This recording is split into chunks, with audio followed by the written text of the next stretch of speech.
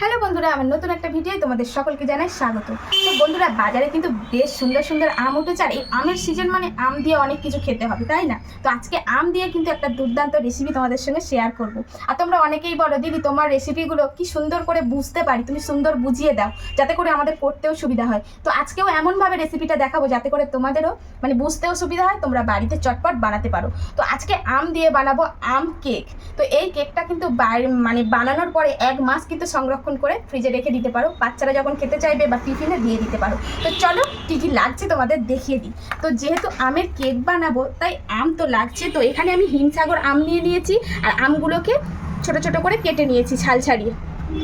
আর এখানে কাজু কিশমিশ, এটা হচ্ছে মানে সাজানোর জন্য। আর এখানে লাগবে ইনো, এখানে লাগবে সুজি আর চিনি। তো ব্যাস এই দিয়েই কিন্তু আজকে আম কেক রেডি। তো চলো এখন আম কেক শুরু করে দিই। তো এখন এইটা হচ্ছে 200 গ্রাম সুজির প্যাকেট। তো এই 200 গ্রাম সুজিটা আমি এর মধ্যে ঢেলে দিচ্ছি, আর এটাকে না একটু গুঁড়ো করে দিচ্ছি। যদি তোমাদের সুজিটা একদম মিহি গুঁড়ো থাকে তাহলে কিন্তু তোমরা আর গুঁড়ো করার দরকার নেই। এখানে সুজিটা একটু দানা দানা আছে, তাই সুজিটাকে আরেকটু গুঁড়িয়ে নেব। তো এখন এই যে সুজিটাকে বেশ ভালো করে গুঁড়িয়ে নিয়েছি, এখন সুজিটা এর মধ্যে ঢেলে নেব। তো এখন হচ্ছে এই সুজির মধ্যে ফোটানো দুধ, এটা কিন্তু ঠান্ডা করা আছে। তো এখন মোটামুটি আমি এখানে হাফ কাপ মতন দুধ দিচ্ছি। দেওয়ার পরে এটাকে একটুখানি কিন্তু মেখে রেখে দেব, যাতে করে এই যে সুজিটা এর মধ্যে ভিজে একদম নরম হয়ে যায়। তো এখানে হাফ কাপ দুধের মতন দিতে হবে। তো আমি এখানে মোটামুটি 3 ডাবু মতন দুধ দিয়ে দিলাম, যতটা পরিমাণ মতন দেবে। তো দুধটাকে কিন্তু ফুটিয়ে ঠান্ডা করে রেখেছি। তো এখন এটাকে বেশ সুন্দর করে এইভাবে মাখিয়ে এখন এটাকে কিন্তু রেখে দেবো 5-10 মিনিটের মতন।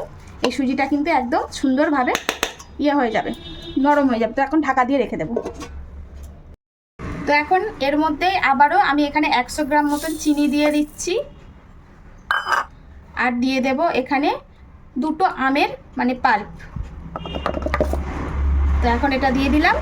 এখন এটাকে আবারও একটু মিক্সিতে পেস্ট করে নেব। এই তো আমার চিনিটা সুন্দর করে একদম পেস্ট করে নিয়েছি। আর এখন এখানে এই যে সুজিটা ভিজিয়ে রেখেছিলাম দুধেতে, এখন এর মধ্যে এই পেস্টটা কিন্তু দিয়ে দেব।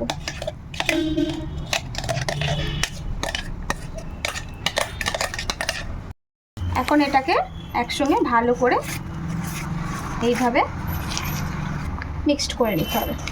তো এইভাবে ভালো করে মিক্সড করতে হবে যেন একসঙ্গে সব হয়ে যায়। এইভাবে যতক্ষণ না ভালো করে মিক্সড হয় ততক্ষণ কিন্তু এইভাবেই ঘুরিয়ে ঘুরিয়ে মিক্সড করে নিতে হবে। এই তো সব সুন্দর করে বেশ ভালো করে একদম মিশিয়ে নিয়েছি। আর এই যে থিকনেসটা এইরকম আসবে, ঠিক আছে? পাতলাও না, একদম খুব ঘন না, এইভাবে থিকনেসটা আসবে। এখন কিন্তু এর মধ্যে আমি দিয়ে দেব একটা ইনো। তো তোমরা চাইলে ইনোর পরিবর্তে বেকিং সোডাও ব্যবহার করতে পারো। তো ইনোটা দিয়ে আবারও একটু ভালো করে নাড়িয়ে দিতে হবে। তো এটা একদম দেখছো ইনোটা দিতে সঙ্গে সঙ্গে কি সুন্দর ফুলে গেছে। তো এখন হচ্ছে যেটার মধ্যে আমি কেকটা বেক করব, এখন এরকম একটা এর তলায় মাপ করে গোল করে কাগজ কেটে নিয়েছি। এখন দিয়ে দেব এর মধ্যে একটু তেল। তো তেলটা দিয়ে ভালো করে এইভাবে লাগিয়ে দেব। তারপরে এই কাগজটা কিন্তু দিয়ে দেব, ঠিক আছে? চতুর্দিকে কিন্তু এইভাবে তেলটা ভালো করে কিন্তু কাগজটাতে তেলটা লাগাবে। তো এই যে কাগজটাতে সুন্দর করে তেলটা লাগিয়ে নিলাম। এখন এই যে কেকের ব্যাটারটা এর মধ্যে কিন্তু এবারে আস্তে আস্তে ঢেলে দেব।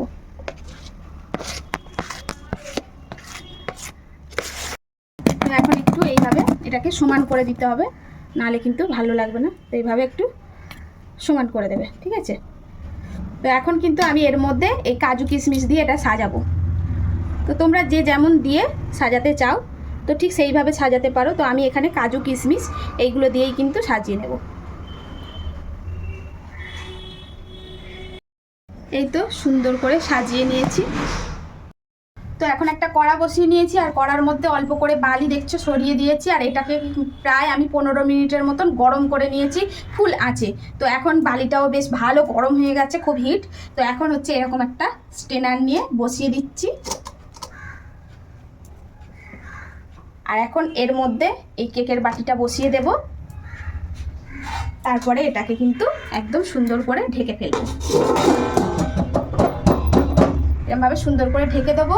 আর এই পর্যায়ে কিন্তু গ্যাসটা এতক্ষণ জোরে ছিল, এখন গ্যাসটা কি করতে হবে, লোয়ের থেকে একটু জোরে রাখতে হবে, লো আঁচের থেকে একটু জোরে।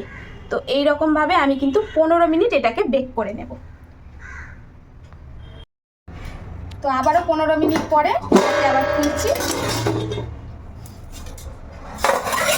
তো এখন এটাকে চেক করব। তো এখন আর একদম এতে লাগছে না। তো এটা কেকটা কিন্তু একদম রেডি। এখন কিন্তু গ্যাসটা বন্ধ করে দেব। এই তো কেকটা একদম ঠান্ডা করে নিয়েছি। এখন একটা ছুরি দিয়ে এই চারদিকটা একটু আলগা করে দিতে হবে, ঠিক আছে? তো এইভাবে চারিদিকটা একটু আলগা করে দিতে হবে। তো এখন আর কেকটা কিন্তু তোমরা একদম ঠান্ডা করবে, ঠিক আছে? নাহলে কিন্তু তোলার সময় খুব অসুবিধা হবে। তো একদম ঠান্ডা করে নিয়েছি। এখন এইবারে এটাকে একটু এইভাবে বেক করে নিতে হবে। দেখো কি সুন্দর হয়েছে, দেখো। আর এই যে এটাকে এবারে তুলে ফেলবো।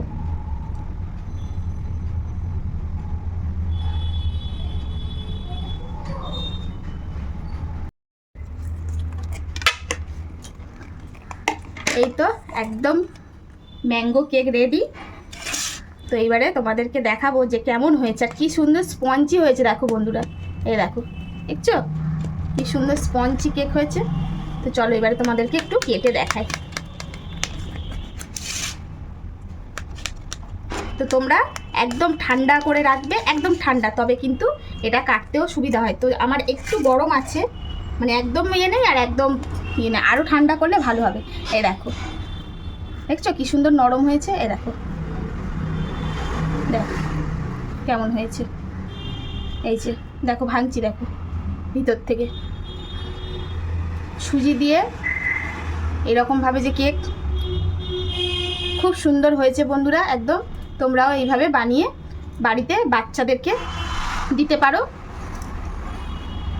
তো বন্ধুরা কেমন হয়েছে প্লিজ কমেন্টের মাধ্যমে জানিও। ভালো লাগলে লাভ লাইক শেয়ার করতে অবশ্যই ভুলো না। আর যারা আমার ভিডিও দেখতে ভালোবাসো তারা কিন্তু আমার এই চ্যানেলটিকে ফলো বা সাবস্ক্রাইব করে রাখতে পারো। তো আজকের মতন আসি, দেখা হচ্ছে নতুন কোনো ভিডিওতে। ততক্ষণের জন্য তোমরা সবাই ভালো থেকো, সুস্থ থেকো, সাবধানে থেকো, সবসময় হাসি খুশি থেকো।